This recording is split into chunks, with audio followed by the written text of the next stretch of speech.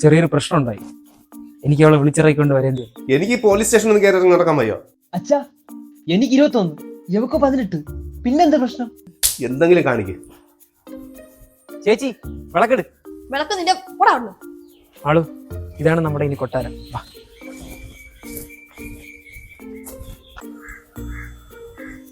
അമലേട്ടാ ചായ. ആളൂട്ടി രാവിലെ തന്നെ അടുക്കള കയറിയാ? ആ ചേച്ചി സഹായിക്കും. ആ അത് നന്നായി. ചേട്ടാ ഞാൻ പറഞ്ഞ കാര്യം എന്തായി? ഡയറി മിൽക്കല്ലേ, അത് ഞാൻ കൊണ്ട് ഫ്രിഡ്ജ് വെച്ചിട്ടുണ്ട്. അതല്ല, എനിക്ക് കോളേജിൽ അഡ്മിഷൻ എടുക്കുന്ന കാര്യം. മറന്നിട്ടില്ല മാളൂട്ടി, എന്റെ ജോലി ഒന്ന് ശരിയാവട്ടെ, എന്നിട്ട് നമുക്ക് നോക്കാം. എനിക്കറിയാം ചേട്ടാ അവസ്ഥ. പക്ഷേ ഞാനും പഠിച്ച് ഒരു ജോലിയൊക്കെ വാങ്ങിച്ചിരുന്നെങ്കിൽ എനിക്ക് ചേട്ടനെ സപ്പോർട്ട് ചെയ്യാമല്ലോ. അതൊന്നും വേണ്ട. നിന്നെ ഞാൻ ജോലിക്ക് വിടാനൊന്നുമല്ലേ കെട്ടിക്കൊണ്ടുവന്നത്, നിന്നെ അത്ര ഇഷ്ടമായിട്ടാ. അതെനിക്കറിയാം. അമലേട്ടാ ഇങ്ങോട്ട് ഇറങ്ങിയാ. ഏത് നേരം നോക്കിയാലും കഥ അടച്ചിട്ടിരിപ്പാ. അച്ഛാ ഇങ്ങനെ പറയാതെ, കൂടെ ഒരു കുട്ടിയുള്ളതാ. ഓ അതിനെന്താ, രണ്ടും പൊടി കുപ്പികളാ. എന്താ അച്ഛാ? നിനക്കൊരു ജോലി ശരിയാക്കിയിട്ടുണ്ട്. ഇവിടെ നമ്മുടെ ജംഗ്ഷനിൽ വേണുവിൻ്റെ കടയിൽ. നാളെ വരെ പോകണം, ക്യാഷ്യറായിട്ടാണ്. അച്ഛാ കഴിഞ്ഞ പ്രാവശ്യം ഞാൻ ജോലി ചെയ്ത സ്ഥലം എനിക്ക് ഒട്ടും ഇഷ്ടപ്പെട്ടില്ല. അവിടുത്തെ മുതലാളി ചുമ്മാ എന്നോട് ചൊറിയാൻ വരും. ഇതുപോലത്തെ ഒരു സ്ഥലമാണെങ്കിൽ ഞാൻ കളഞ്ഞിട്ടില്ല. ഉള്ള കാര്യം ഞാൻ പറഞ്ഞേ. നിനക്കൊരു ജോലി ഒപ്പിക്കാൻ അച്ഛൻ എന്തോരം കഷ്ടപ്പെടുന്നറിയോ? അതിൻ്റെ ഇടയ്ക്കാ അവന്റെ ഒരു കല്യാണം കഴിപ്പ്, ജോലി പോലും ഇല്ല. നിനക്ക് ജോലിക്ക് പോകണ എന്റെ ഹുങ്കാണ്, പിന്നെ കല്യാണം കഴിക്കാതെ നിൽക്കണ എന്റെ അസൂയി. അവളുള്ളതുകൊണ്ടാ നീ നിന്റെ ഭാര്യയും വലയൊക്കെ കഴിക്കുന്നത്. അവളുണ്ടാക്കി തന്നെ കഴിച്ചിട്ട് അവളെ വിഷമിക്കുന്നു. പിന്നെ അനിയ ഇതുപോലൊരു പണി കാണിച്ചാലേ അവൾക്ക് എവിടുന്ന് കിട്ടാനാ പയ്യെ? നിനക്ക് നിന്റെ കാര്യം, ഒരു ചേച്ചിയുള്ള കാര്യം ഓർത്തെങ്കിലും നീ ഈ പണി കാണിക്കുമല്ലോ.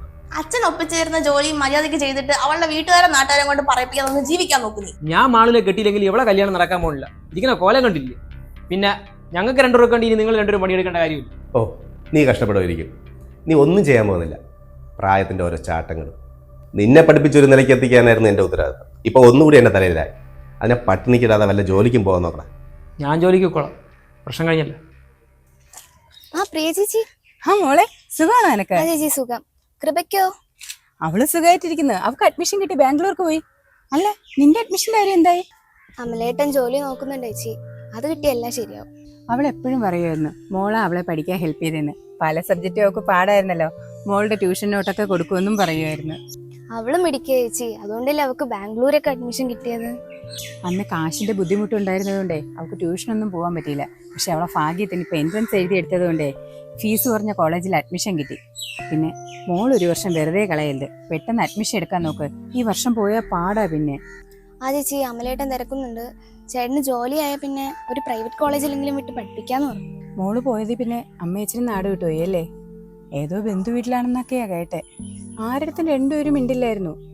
ഞാൻ തന്നെ മോള് പോയത് അറിഞ്ഞതേ അവരെ കാണാതായി അന്വേഷിച്ചപ്പോഴാ. മോളെ വിളിച്ചായിരുന്നോ? വിളിക്കുമായിരിക്കും, എത്രയായാലും അമ്മയച്ചനും അല്ലേ. ചേച്ചി അവരെ പറ്റി എന്നോടൊന്നും പറയരുത്. എന്റെ ഇഷ്ടം അംഗീകരിച്ച അവർക്കെന്താ? അമലേട്ടൻ എന്താ ഒരു കുഴപ്പം? ചേട്ടനെ പൊന്നുമല്ലേ നോക്കണേ? അത് മോളെ, അവൻ ചെറിയ പയ്യനില്ലേ, അതുകൊണ്ടായിരിക്കും അവര് വേറൊന്നും പറഞ്ഞില്ലല്ലോ. നിങ്ങൾ രണ്ടുപേരും നല്ലൊരു നിലയിൽ എത്തിയിട്ട് കല്യാണം നോക്കാന്ന് പറഞ്ഞു, അത്രയല്ലേ ചെയ്തോളൂ. അതൊന്നും അല്ലേ ചേച്ചി, അവരുടെ സ്റ്റേറ്റസിനാവാൻ പറ്റിയില്ല. എന്നെ എന്തോരം ഉപദ്രവിച്ചെന്നറിയോ? എനിക്ക് വേറെ കല്യാണം നോക്കിയപ്പോഴല്ലേ ഞാൻ അമലേട്ടൻ്റെ കൂടെ ഇറങ്ങിപ്പോയെ. മോളെ അവര് നിന്റെ നല്ലതായിരിക്കില്ലേ ആഗ്രഹിച്ചത്? ചേച്ചി അവരെ സൈഡ് പറയണ്ട. ഞാൻ എന്റെ തീരുമാനത്തിൽ ഉറച്ചു നിന്നുകൊണ്ട് എനിക്കിപ്പോ നല്ലൊരു ജീവിതം കിട്ടി. ഞാൻ ഇഷ്ടപ്പെട്ട ആളോട് ജീവിക്കാനും പറ്റി. പിന്നെ എനിക്കിനി അവരെ കാര്യം അറിയണ്ട. പിന്നെ ചേച്ചി കൃപ അന്വേഷിച്ചെന്ന് പറയണേ. ബാംഗ്ലൂർ, അതും കൃപ. അവളുടെ ഭാഗ്യം. എൻ്റെ നോട്ട്സ് വാങ്ങി പഠിച്ചവളാണ്. ആ എൻ്റെ വീട്ടുകാരന് ഏട്ടനൊന്നും കൊടുക്കില്ല, അതിനവരുടെ ആർക്കാണ്.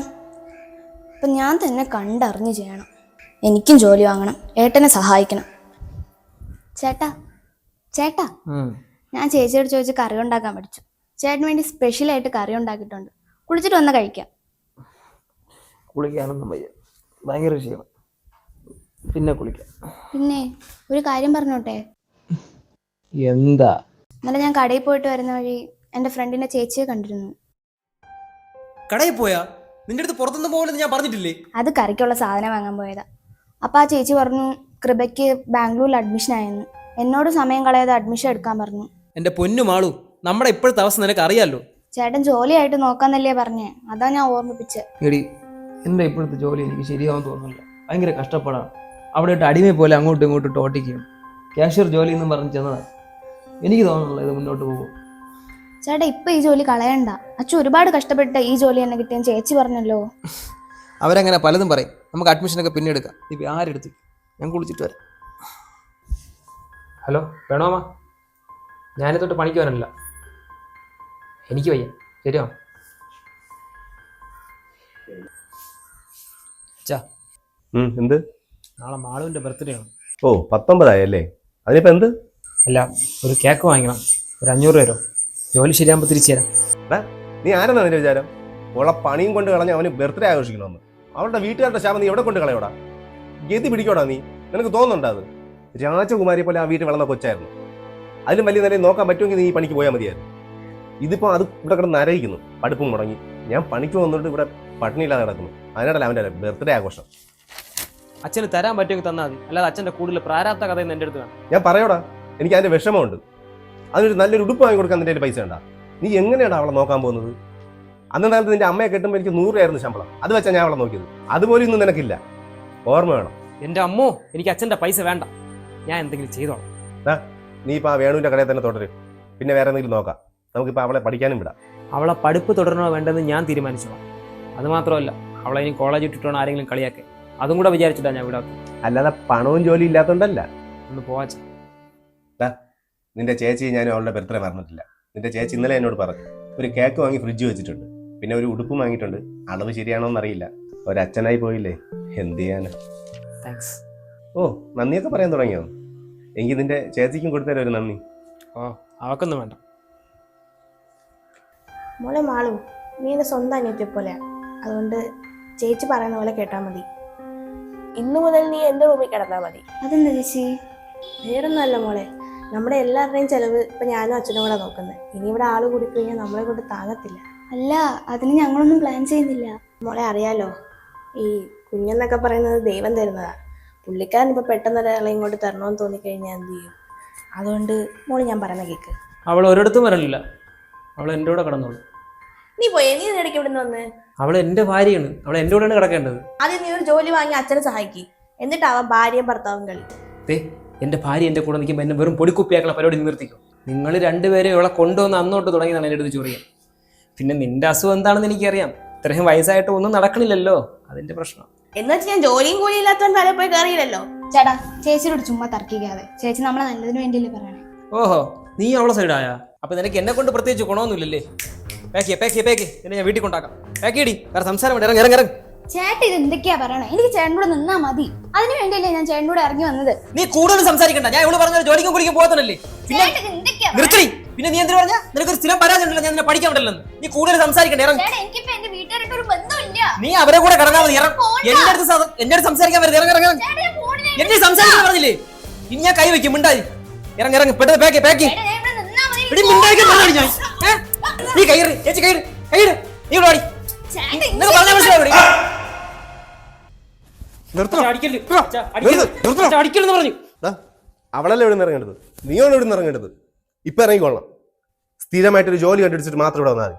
3 ദിവസം കഴിഞ്ഞ് കളഞ്ഞിട്ട് വരുന്ന ജോലിയല്ല, സ്ഥിരമായിട്ടൊരു ജോലി. അപ്പോൾ അതൊരു മാളുടെ സുരക്ഷിതമായിരിക്കും. അവിടെ അഡ്മിഷൻ എല്ലാം ഞാൻ ശരിയാക്കിയിട്ടുണ്ട്. അവളെ ചെലവും പഠിപ്പെല്ലാം ഞാൻ നോക്കിക്കോളാം. നിനക്ക് ഞാൻ വാങ്ങി തരുന്ന ജോലിക്ക് പോയാലേ ബുദ്ധിമുട്ട്. നീ സ്വന്തമായിട്ടൊരു ജോലി കണ്ടെത്ത്. എന്നിട്ട് നീ മുമ്പിൽ വന്നാൽ മതി. എൻ്റെ മാത്രമല്ല, അവളെ.